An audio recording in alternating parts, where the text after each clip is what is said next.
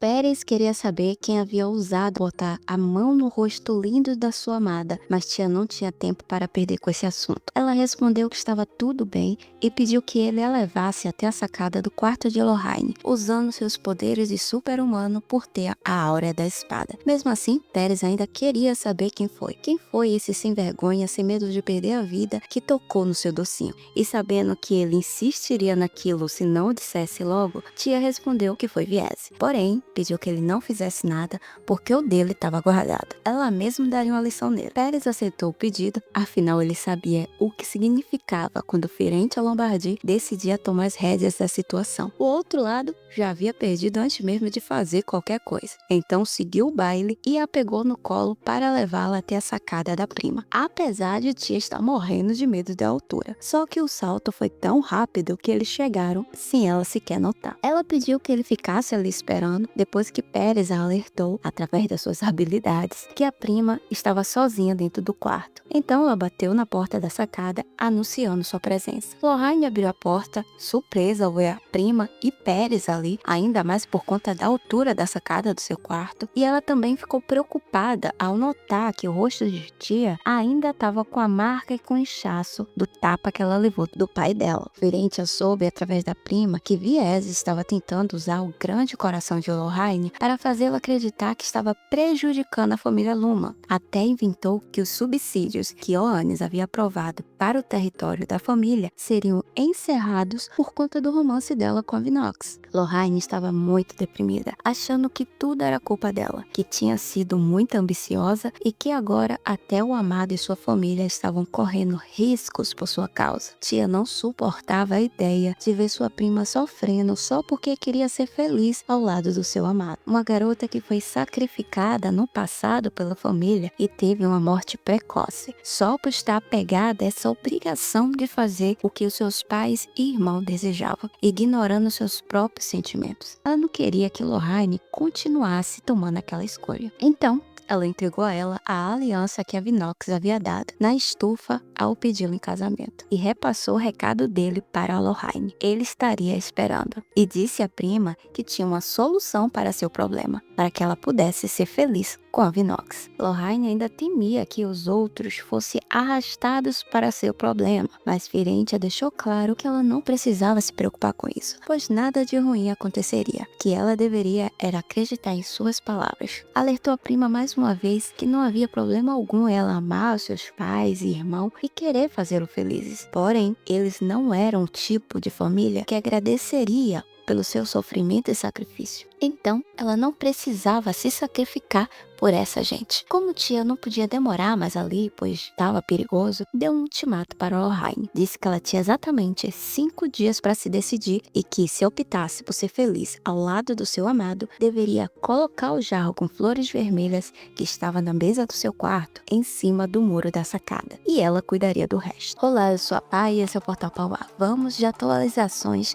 dos 3 últimos capítulos lançados da obra. Mas já dá uma força para essa guia deixando seu like no início do vídeo e se inscrevendo em nosso portal. Também participa do nosso clube de membros e tem acesso antecipado aos portais. Agora que eu dei meus recados, vamos comigo porque o portal abrirá, hein?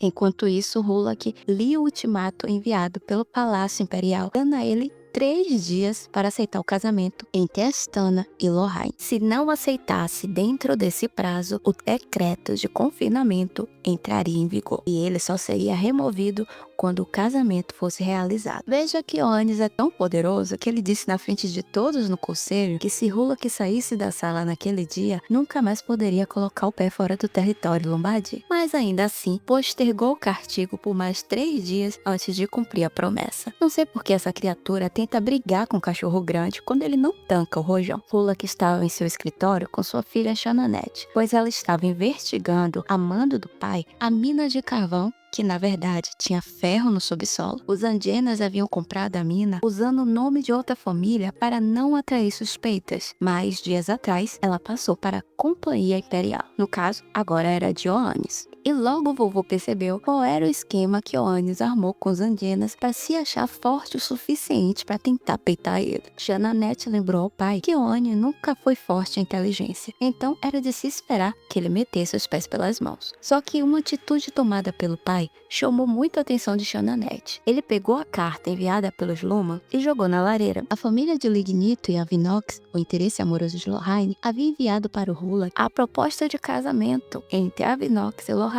Porém, ele queimou a carta, mas não porque ele quisesse que a neta não casasse com o filho dessa casa. Era porque os Luma eram peixes pequenos dentro dessa briga entre a família imperial e os Lombardis. Se ele aceitasse naquele momento, só ferraria com os próprios Luma, que já haviam pedido um empréstimo ao imperador para se recuperar de alguns problemas financeiros que eles estavam tendo lá na região leste. Eles não poderiam encarar uma perda monetária no meio desse processo. Hulek, quando aceitou essa briga, ele já tinha esquematizado tudo na sua cabeça, tanto que ele chamou todos os patriarcas sob seu comando e deu a eles a ordem de que deixassem de realizar qualquer serviço para o império a partir do momento que o prazo dado por Ioannis expirasse e ele fosse confinado no território lombardio. Tudo no império dependia dos lombardis: transporte, bancos, fornecimento de matérias-primas e alimentação, bolsas de estudo. Não existia negócios em que os lombardis não tivessem contato, seja diretamente ou através das suas famílias vassalas, sem contar o tanto de gente que devia a eles, né? Ioannis e a imperatriz eram dois estúpidos que esquecem toda hora que quem depende de quem aqui eram eles, não os lombardis. Mas eles insistem, né? Os patriarcas que trabalhavam para os lombardis estavam todos apoiando o vovô e também achavam estupidez a decisão do imperador. Além disso, estavam felizes porque teriam uns dias de folga, né? Já que não iriam precisar trabalhar. A população também estava curiosa sobre tudo isso. Tanto a nobreza quanto a plebe queriam saber o desenrolar da situação. Alguns achavam exagero isso por conta de uma filha, outros queriam saber por quanto tempo essa crise duraria. Mas todo mundo tinha uma noção clara: o país iria parar. Infelizmente, nessa história toda, tinha alguém sofrendo muito, e essa era a Lorraine. A família de merda que ela tinha simplesmente estava jogando a culpa nela por conta do decreto de confinamento que os lombardis receberam. Diziam que tudo isso era porque ela estava se negando a casar com o príncipe Astana e envergonhando a família. A mãe continuava com aqueles papos tortos dela, dizendo que casar com o príncipe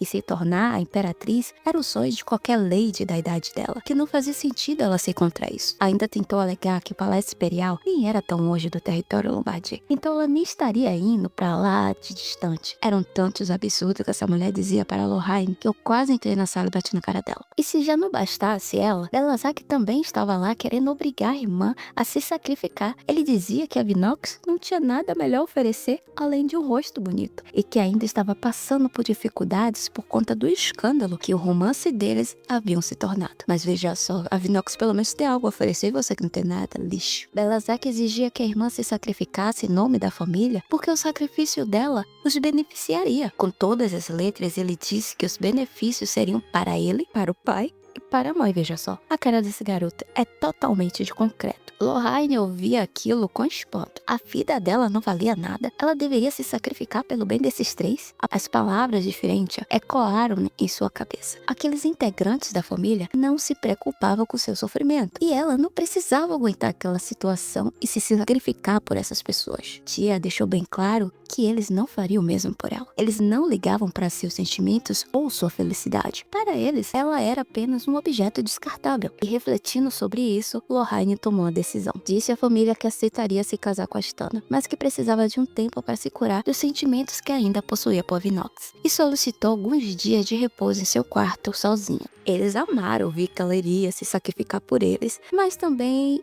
ficou um tanto desconfiado com o pedido de esperar para formalizar essa confirmação dela sobre o casamento. Porém, Viese achou que, como a filha tinha uma mente fraca, ela havia aceitado as circunstâncias, então ele deixou para lá e aceitou o pedido dela. Assim que entrou no quarto, Lorraine colocou o vaso com flores vermelhas na sacada. Tia foi bem cedinho para o escritório do avô, que a recebeu alegremente. Ele já ia chamar o secretário para trazer alguns biscoitos para ela. Tia entrou com um tom bem sério, pedindo um pouco da sua atenção. Vendo que o assunto era importante, Hulk até parou o trabalho para escutá-la. Ela admitiu que ajudaria a prima a fugir de casa para se casar com a Vinox e pediu a cooperação dele. Explicou que não podiam mais permitir que a situação continuasse daquele jeito, porque Lorraine não aguentaria por muito tempo. Essa disputa entre o Palácio Imperial e a família Lombardi terminaria com Lorraine se casando com Astano, e seria tarde demais para eles aceitarem a proposta de casamento dos Lumas. E sabendo que para o patriarca de uma família, se um membro fugisse para se casar por amor era algo vergonhoso, tia pediu que o avô fizesse para ela vista grossa. Pediu que ele fingisse que nunca escutou o seu plano e que mantivesse os cavaleiros da mansão longe dos seus postos de vigilância do portão principal, para que Lorraine pudesse fugir com facilidade. Hulk soltou aquele sorrisinho de quem curtia a ousadia da neta em enfrentar aquela situação extremamente difícil e entrou no jogo dela, dizendo que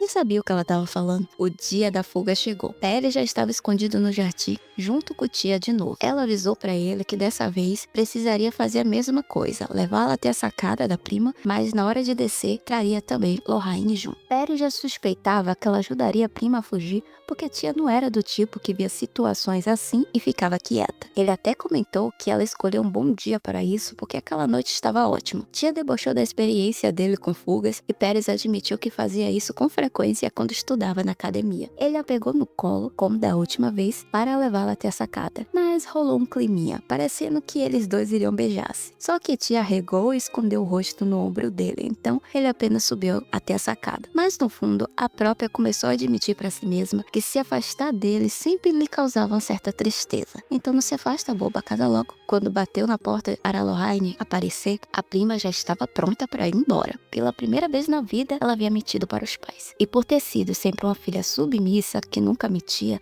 e sempre fazia a vontade deles, eles sequer desconfiaram dos seus planos. Amenizaram a segurança, acreditando que ela realmente havia aceitado a proposta. Lorraine levava apenas com ela uma bolsa atravessada no corpo. Tia até perguntou se ela não tinha mais coisas para levar, que ela desse mais uma olhadinha no quarto, mas Lorraine não queria levar mais nada. Ela estava decidida a começar uma nova vida do zero. Já na parte de baixo, Lorraine ficou bem surpresa ao perceber que seus primos gêmeos também estavam ali para apoiá-la na fuga. Eles trouxeram 2 cavalos bem dóceis para ela montar, além de quererem se despedir dela também. Lorraine ficou tão emocionada com aquele apoio que começou a chorar. Os meninos a acalmaram, dizendo que aquela não seria a última vez que eles se veriam, que no futuro eles a visitariam lá no leste. Quando passaram pelo portão principal, Lorraine notou que não havia nenhum guarda, como de costume. Ela indagou a tia sobre isso, pois tinha uma vaga ideia de quem estava por trás. E tia confirmou com um sorriso que era exatamente o que ela pensava. Havia mais alguém desejando a felicidade da neta. No destino marcado para a fuga, a Vinox a aguardava ansioso pela sua chegada. Quando os dois se reencontraram, foi mágico. O amor estava no ar. Ferente entregou à prima os bilhetes para que eles fossem de cruzeiro até a terra do pai dela, Shezaile, e de lá, Galahad, além de acolhê-los, ajudaria eles a pegarem um próximo navio para ir para o leste. A fuga seria no conforto de 2 amantes ricos, né? Tia se despediu da prima pedindo que ela fosse feliz e tivesse uma boa vida, que esquecesse tudo de ruim que ela passou com os Lombardis e que sempre a procurasse quando estivessem apuros, escrevendo-lhe uma carta. Além disso, disse que quando escolhesse a data do casamento, deveriam avisá-la e enviar uma carta para a filial da companhia Pellet que havia lá no leste. Assim, ela organizaria um casamento luxuoso para eles, daqueles que ninguém botasse defeito. Quando tia mencionou sobre a companhia Pellet, Lorraine, que já tinha certas desconfianças, entendeu que era a verdadeira cabeça por trás da restituição. Ao perceber que a prima havia ligado os fatos, tia tentou desconversar puxando outro assunto, dizendo que eles ficariam no seu cruzeiro na cabine mais luxuosa.